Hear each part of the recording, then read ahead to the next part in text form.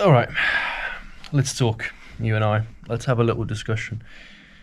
I I've been on this back and forth actually. Been doing a lot of these thinkings and trying to figure out what the future holds.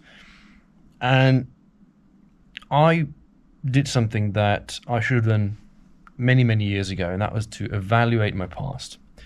So I had a look at some of the patterns in my life, and I realized that every 3 years, roughly, first time in 2016, second time in 2019, and now in 2022, I am entering a state of my life where I have high levels of feeling depressed, right? So not depression, but just feeling depressed. I've spoken about this many times. I said it before. I don't believe that the majority of people are actually depressed. I do believe there's people whose genetic background will make them more likely to be depressed. I do believe there are people who, have suffered losses in life, death, diseases that will cause them to get depression. That will cause them to have PTSD and anxiety. But I believe that the majority of the symptoms today that we're feeling, I don't think most people have ADHD. I think most people are feeling like they have ADHD because they're spending too much time, let's say, on TikTok or consuming Instagram reels and so on. All of the depressive episodes, should we call them, in my past have been always caused by one common denominator: women. And that's not to say that it's their fault, by no means. Usually what tends to happen in my life is that I've been very incapable of holding relationships. Over the course of my career, I've had a lot of issues having empathy. I've had a lot of issues sort of being honest with people, being 100% transparent with them. And I always found that I played this role of almost like a god. Dare I say this, there's a subreddit called I'm the main character. And sometimes it feels like that. Sometimes I felt that I'm the main character of a story and the whole world revolves around me. And it's this horrible mentality to have. The worst part is that because when you're in it, you don't really see the rest of it unfold.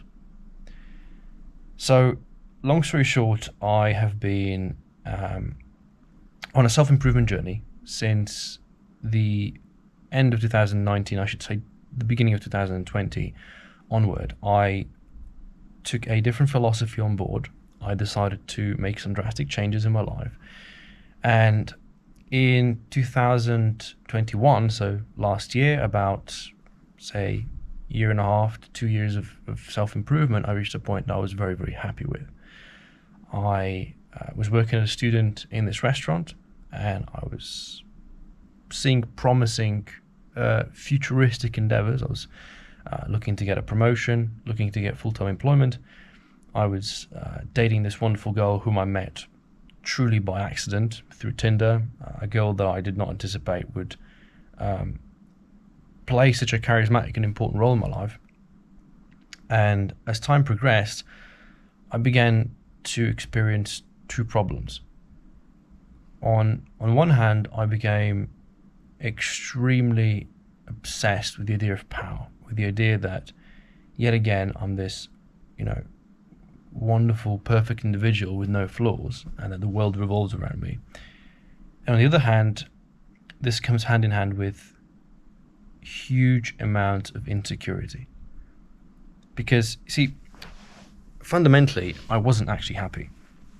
And when you're not happy, you start asking yourself questions. You start asking, well, why am I not happy? Surely I should feel happy all the time, right? I mean, I'm in a relationship. I'm enjoying life. I'm outside and doing sports. I'm eating healthy. I'm, somewhat enjoying my work. The problem, maybe people will be able to find themselves in this, but I have two moods in life.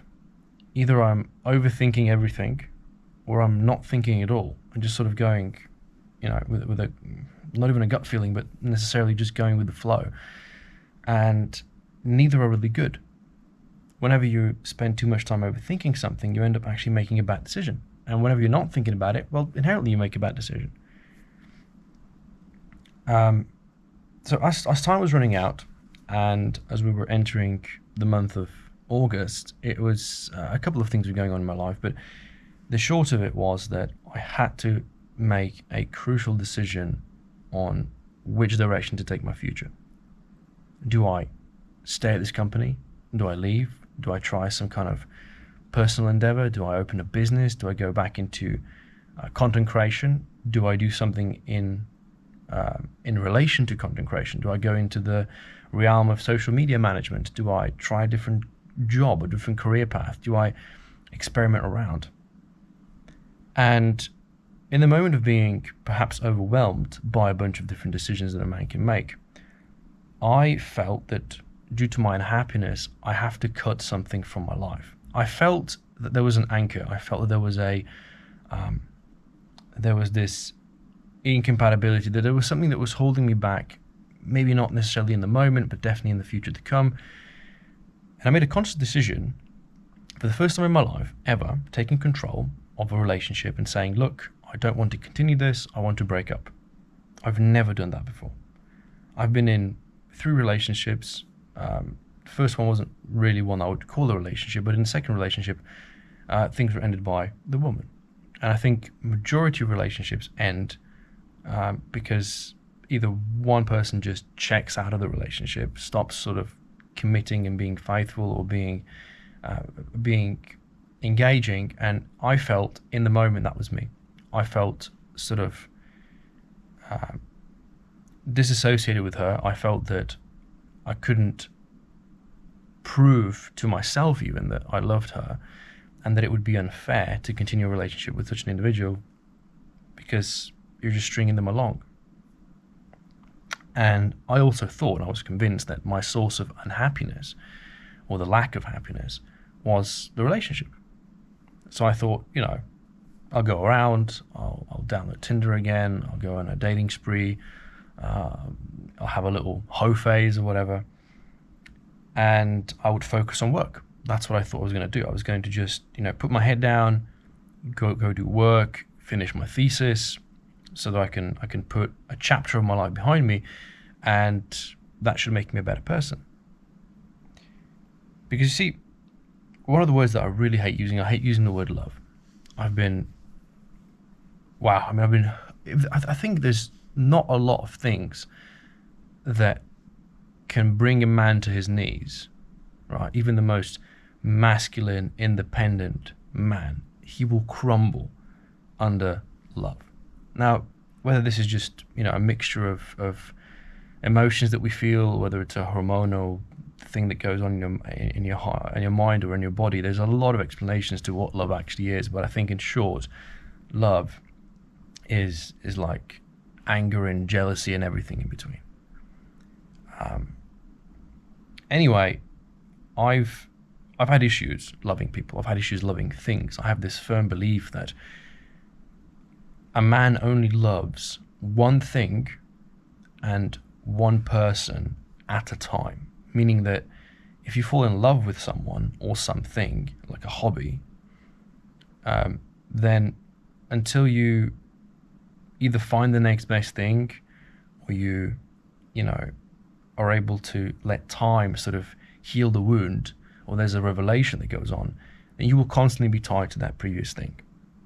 And for me in life, I felt what I had done is I had, found my love for cycling, which replaced my love for video games. And perhaps in the future there's something that will replace my love for cycling. Maybe there's going to be maybe I'll fall into chess, and chess will take over that part of love, and as a hobby or an addiction, dare I say. Maybe that's what it is. Maybe you have a person that you love and an addiction that you just need. But throughout the course of my last relationship, I was incapable of feeling love, because I had built this wall. I said to myself, I'm not going to date anyone seriously for the next 5 years. I said that in 2020, and so it's now 2022. I still have 3 years, supposedly, of that, because I thought this was the time that I needed for my self-improvement journey. But luck would have it that I ended up in a long-term relationship. I even ended in a long-distance relationship, of all things. And truth would have it that I for the first time in a long time, found somebody with whom I connected, not just by their looks, right? It wasn't just that the sex was great and that we could coexist, but that I fell in love, and I didn't know this, but I fell in love with their intellectual side. I fell in love with their ability to argue against me, their ability to say things that I was almost in disbelief with, that she would stand her ground and argue vehemently what she stood for.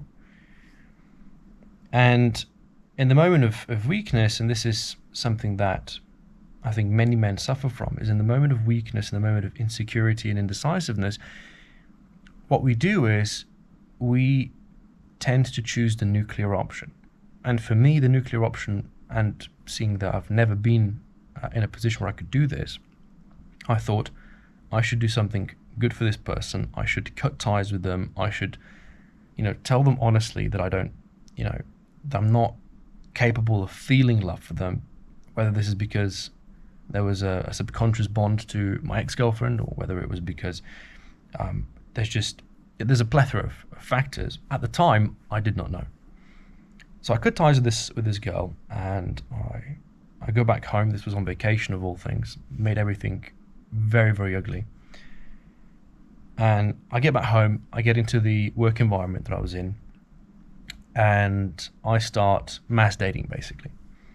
Now, when you do this, what happens is your ego goes through the roof. Every girl that you go on a date with, every girl that you are able to make out with, every girl that you get to take home to bed with, that every single time you're getting a small but vital boost to your ego. And it makes you feel, again, like a god. You're sort of sapping people of their strength just to feed this superiority complex. There was a quote that I'll never forget, used in the TV show Mentalist, which is where the theOrangeDoom logo originates from, and a show that I took a lot of inspiration from throughout my life. And in the very sort of end game of this TV show, one of the lead bad characters has a moment, and Patrick Jane, the protagonist, utters the words "delusions of grandeur," and that stayed in my head for whatever reason, because it made me feel that there was something I could relate to, and indefinitely I agree with it. I think that I, to a certain extent, had, maybe still have, delusions of grandeur, whether this is imagining how successful I deserve to become, or how unfair it is that certain of my plans had failed. It's almost like you feel that you deserve something greater from the universe, even though that's not the case. So I did this for a month. For a month, I mass dated, hooked up, was filling out my bucket list at a rapid speed.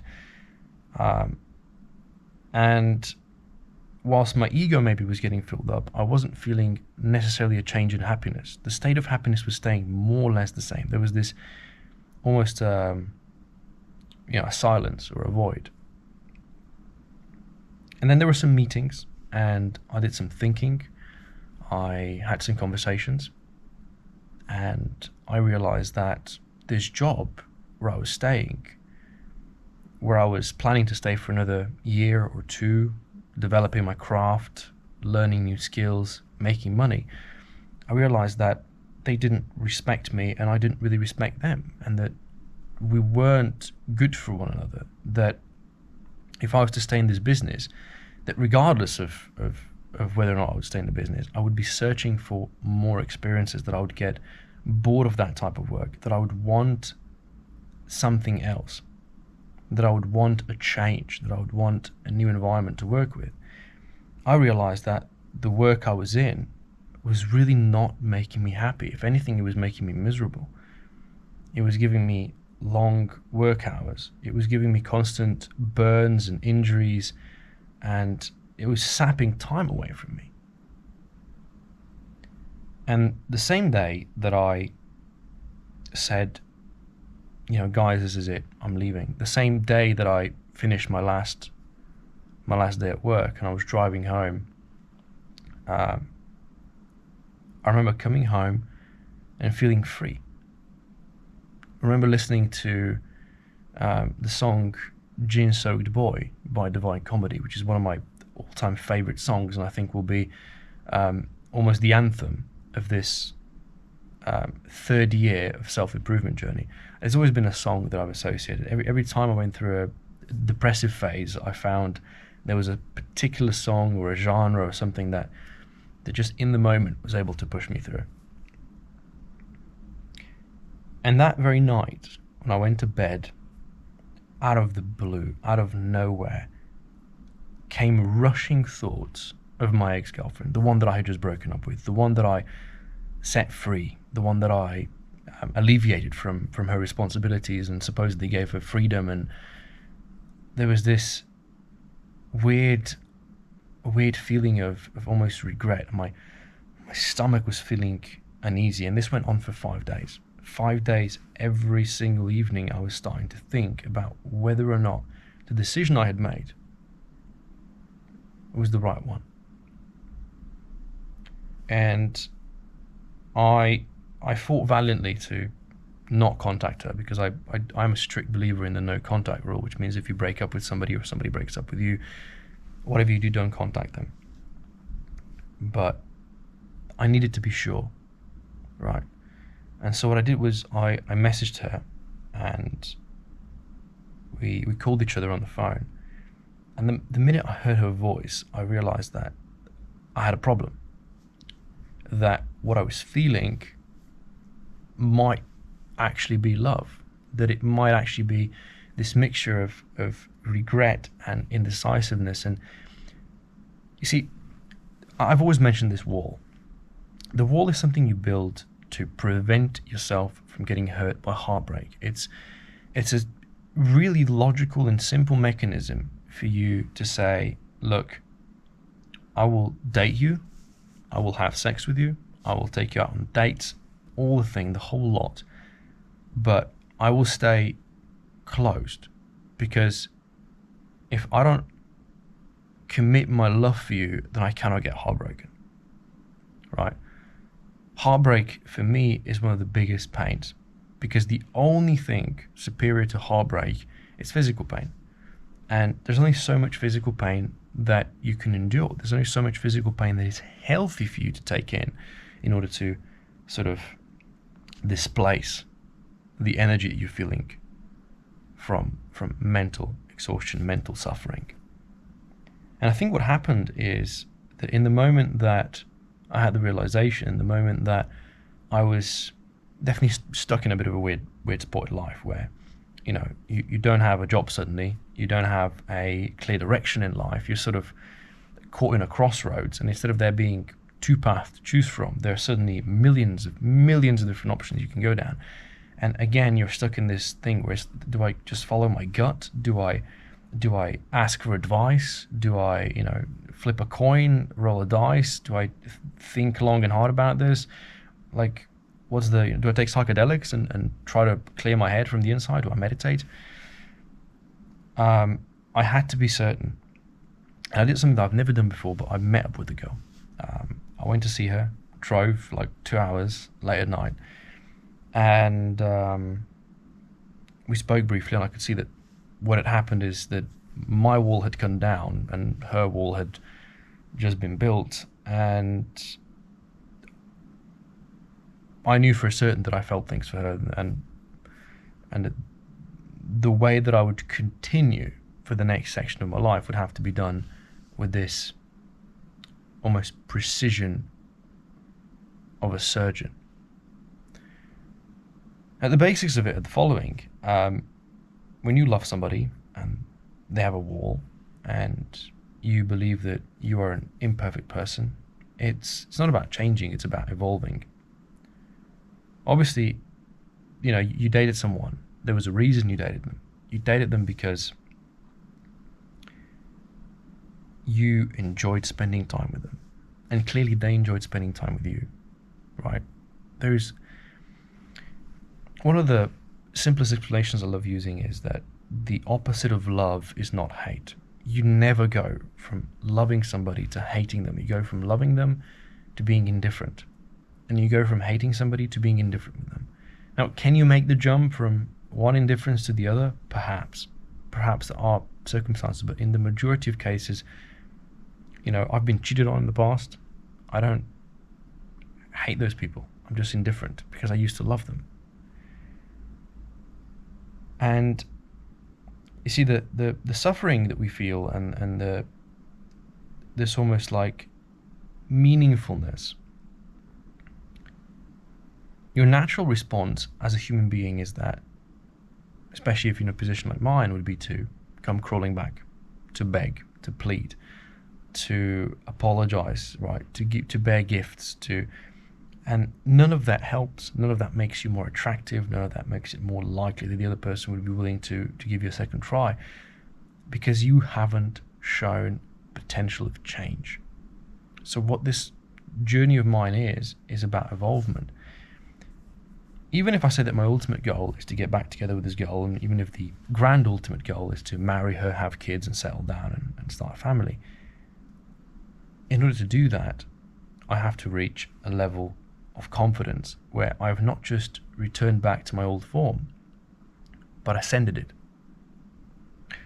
Right? I need to become strong enough to wield the sledgehammer with which I can then destroy the wall that she had built. Otherwise, there is no point. Otherwise, you'll be causing her stress.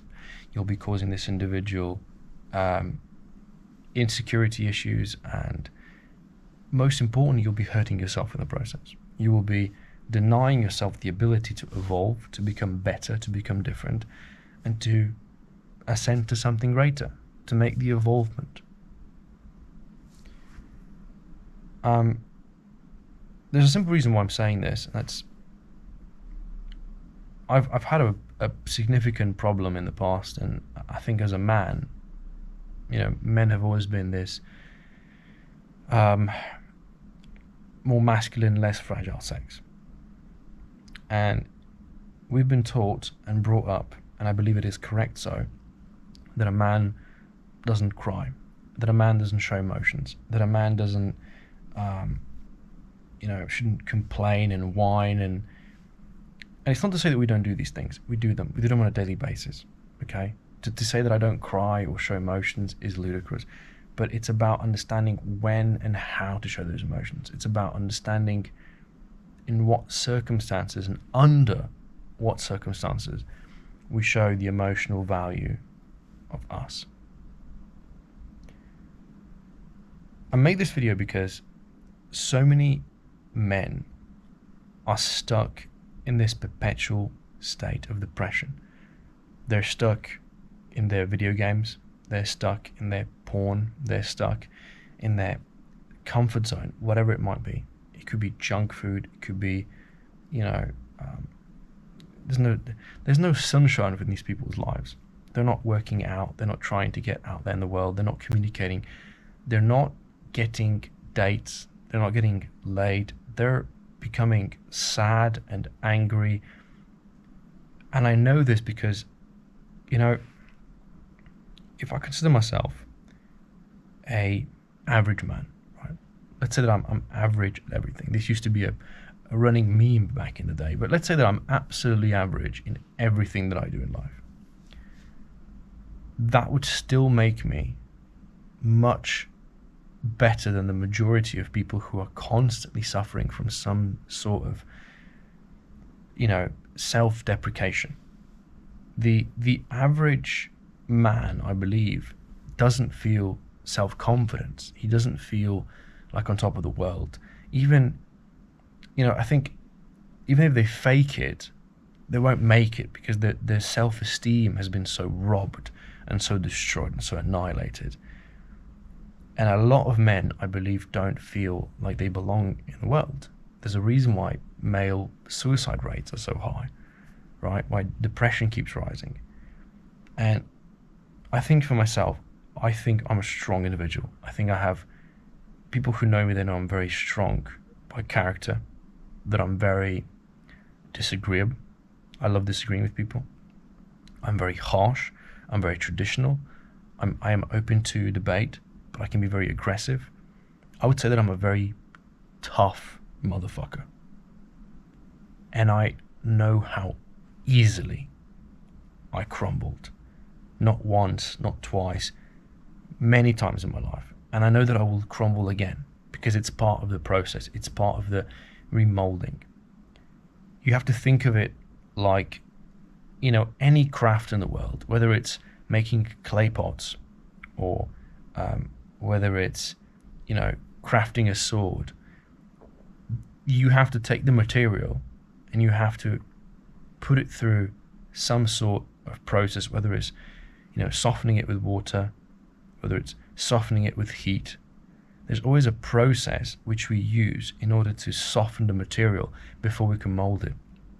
For you to go through a drastic change in life, for you to make decisions that will change the course of the future, you have to crumble. You have to fall. And it's painful and it sucks. And the problem is that there's a very thin line between coming out of it better and coming out of it 10 times worse. I think the complexity of it is that, inevitably you will come out a better person. You will come out feeling, less sad, less depressed, less lonely, more motivated. But there's a significant chance that if you're weak-minded and, the wrong circumstances take grasp of your life, that you could go into a spiral and you could get stuck for months upon months where you're making no progress. And yet you will justify it. You will find ways because you're going to be low on energy, you're going to be low on motivation, you're going to be low on everything. And you will feel hate for the world. And that hate is energy, and you just have to convert it. For me, this is like a video journal. For me, Doom Time, I believe there's something subconscious, there's something deep within us that you can extract, but you have to be so very not necessarily, the right word would be to use not motivated but disciplined. You have to be so very disciplined to find the core of it and say, okay, this is the truth, this is how I feel, this is the reality, let's find a compromise, let's make this journey work. It's like sailing through life, right? Looking at the waves, anticipating the movements. The fundamental problem that I think we face as a society is that we have to learn to sometimes listen to our own subconsciousness, to sometimes go with the gut feeling. When I made Doom Time, I was all over the place. This first iteration of it was an extremely misfortunate attempt at having a conversation, because I wanted to combine the live streaming aspect, which I miss. I so miss making content on Twitch.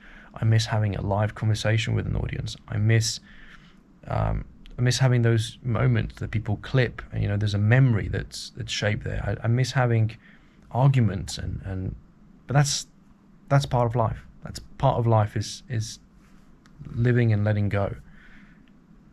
But for whatever reason, I wanted to combine that conversation with the lack of empathy that I'm having and trying to change myself as a person and make positively oriented content through the negative emotions that I'm feeling. And I think subconsciously what I'm just trying to do is just trying to find answers, because I don't hold all the answers. I may hold the answers for another person because objectively I can look at their life and their problem and say, look, it's not as bad as it looks. A lot of the times we have the inability of being objective for ourselves because it's our life, because we know best, and because we've been taught in certain ways, because there's influence all around us that makes us often make the wrong decisions at the wrong time for the wrong reasons, and it leads to misery, and it leads to us being caught in a loop. And instead of having a society which is filled with more happiness and more positivity and more productivity, we are tearing shit down, essentially. That's why divorce rates are going up. That's why, there's problems with people getting into proper relationships and building value upon it, and why we have a lack of understanding how to communicate proper, how to communicate better. And again, I know that if I'm average and I feel that I'm still doing better than the majority of people are doing, whether it's financially or physically or mentally, I know that I feel at the moment, if I'm honest with you, on a scale from 1 to 10 of self-confidence scale, how comfortable I am with where I am right now in life, I'm between a 3 and a 4, where normally I would want to be between 7.5 and 8.5, preferably sitting at a solid 9 with what I'm doing. And yet I'm stuck between 3 and 4, and yet I'm still doing better than most people are. That's the problem. I want to run a discourse. I want to invite people to ask important questions. One of the things that I think has been giving me some empathy back and has given me some opportunity to have positive things to give to the world has been people that have reached out over the years on Instagram or other platforms asking for advice. Just the other week, a guy messaged me regarding a question he had about his girlfriend, right? In a relationship, and he felt that he was a little bit too all over the place, and that she was, feeling like she had to take some time. And I told him, look, don't be overwhelming, right? Because I know the approach you're trying to do. You're just trying to, be there. You're trying to comfort this girl. You're trying to give her all your love and all the affection, but clearly that this individual, she has some stuff that she has to clear with herself, right? And worst case scenario, she will leave you. She will choose another man or a woman or none, whatever. She'll make a decision based on her feelings, but she has to come to that conclusion herself. If you trap her in this environment where she doesn't have the freedom of decision, then you're making yourself, you're putting yourself into a very, very unpromising position. There have been countless of people that have reached out to me regarding suicide, and I'm a person who I swear by this. I swear by the fact that I would never kill myself, nor even think about suicide. But there comes a time that you feel so hopeless that I understand it. Again, if I'm feeling at the moment between a 3 and a 4, and suicide, even for a slim second, just like brushes through the insides of my mind, then I know that's a problem. Because if it comes through my head as a strong-minded individual, then how much more likely is that thought to pop through somebody who's going through an even tougher time, who has a weaker mind, less opportunities to go with? And we have to talk about these things. We have to talk about what happens. We have to talk about how to deal with it. We have to remove some of the stigma to deal with it. But we also have to come to the fundamental understanding that some of the stuff that we've been taught is wrong. A couple of weeks back, I came across this.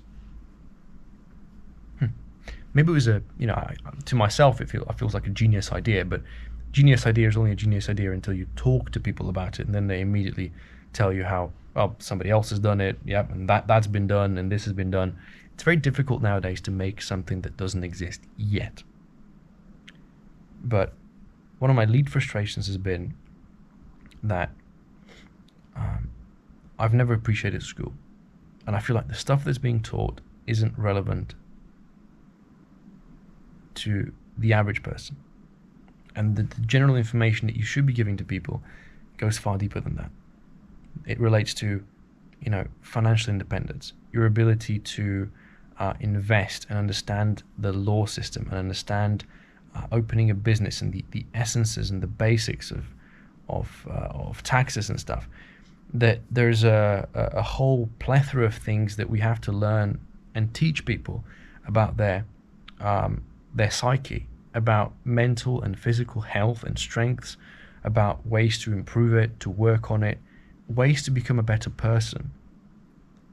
Debating the laws of religion and the basis of morals and ethics, to teach people how to disagree on things, to teach people how to become better individuals, not just for them, but for their close ones, their loved ones. The importance of family.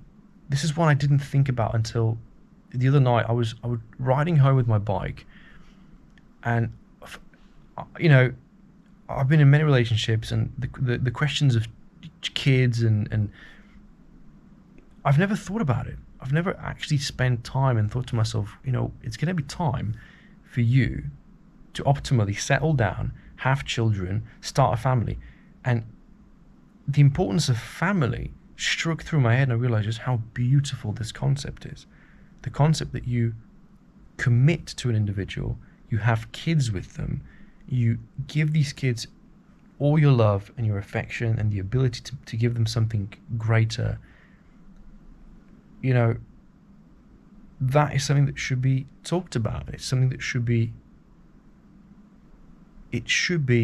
inspired in people, because we are losing young families. We are losing the essence of love. It's all becoming hookup culture and, one night stands and fun here and fun there. And I'm not one to preach on, this religious, strictly monogamous world.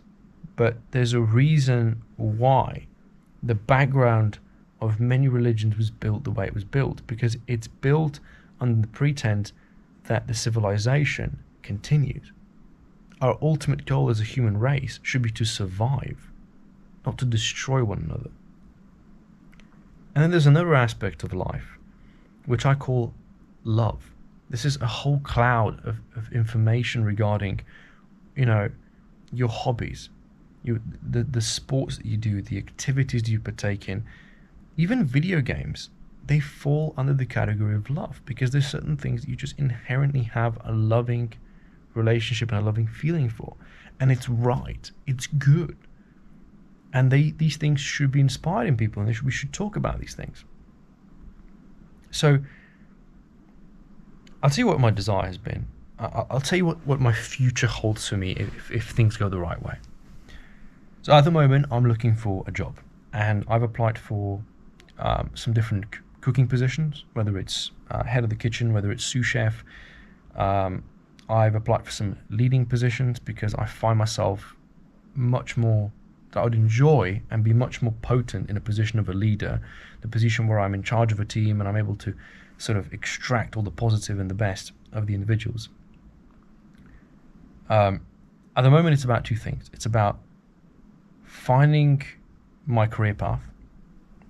It's about earning money and investing it.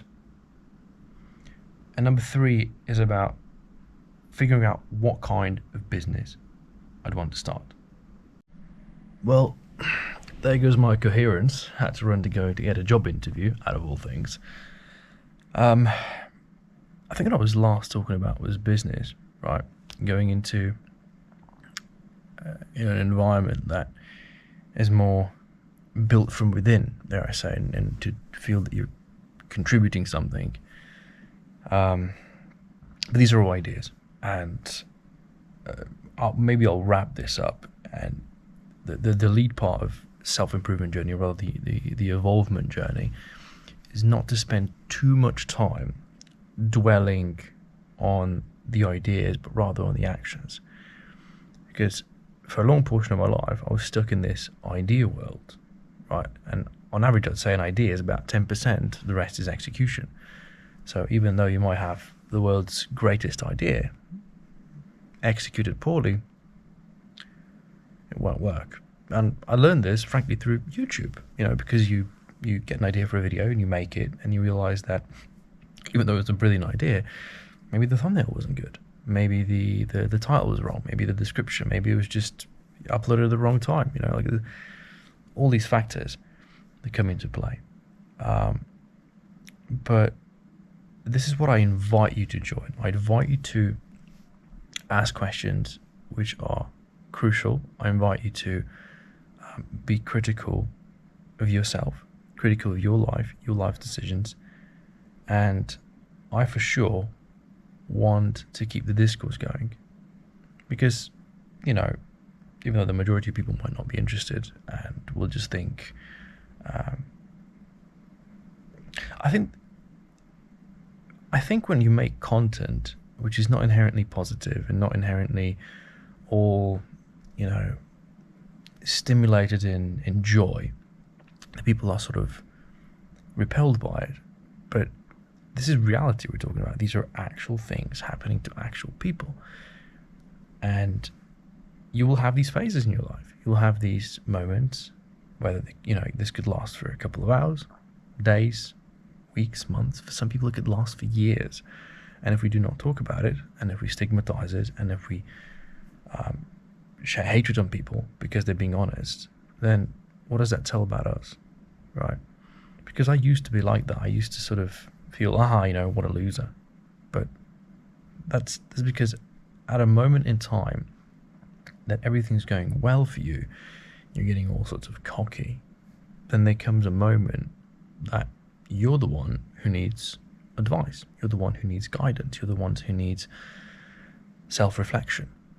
And I think it's vital that everybody sort of approaches this with a level-headed mentality, with positivity. And I follow a simple rule, which is one step at a time, one day at a time. And before you know it, you're out of the hole, you're out of the cesspool. And the funny part is that usually when you look back on these things, they'll seem meaningless. They'll seem like, oh, I can't believe I was such a fool. I can't believe I was so weak. I can't believe I was so, confused or lost. But I think it is fundamental for our learning curve to go through it. So I invite the discourse. I invite you to ask some critical questions today, and hopefully I'll get to address them in the next episode of Doom Time. Till then, take care and safe flying.